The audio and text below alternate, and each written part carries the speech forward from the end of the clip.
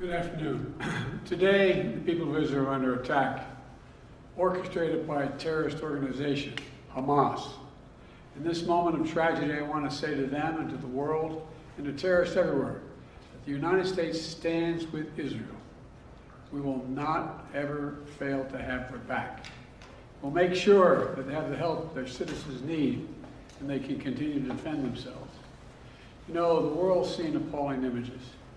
Thousands of rockets in a space of hours raining down on Israeli cities. I got up this morning and started this at 7:30, 8 o'clock, my calls.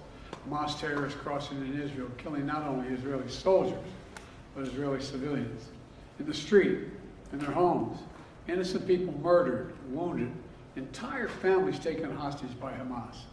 Just days after Israel marked the holiest of days in the Jewish calendar.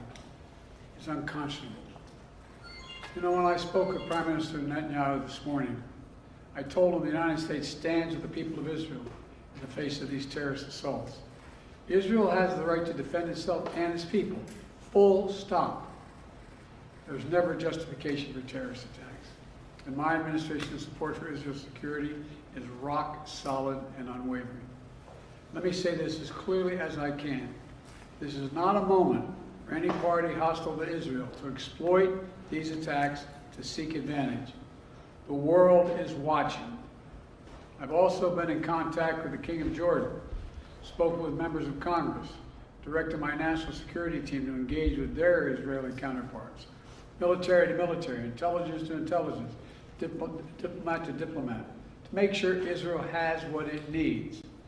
I've also directed my team to remain in constant contact with leaders throughout the region, including Egypt, Turkey, Qatar, Saudi Arabia, Jordan, Oman, the UAE, as well as our European partners and the Palestinian Authority.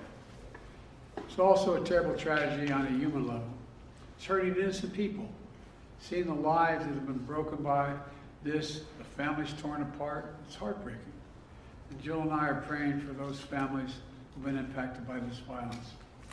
We grieve with those who've lost their loved ones, lost a piece of their soul.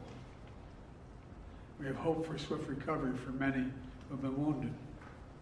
We're going to remain in close touch with Prime Minister. I personally am going to remain in close contact with Prime Minister Netanyahu as this situation continues to develop.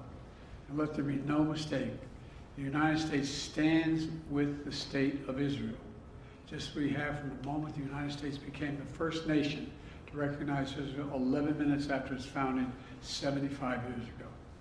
Thank you very much. Mr. President, was there an intelligence failure in the lead up to this attack? Mr. President, can you tell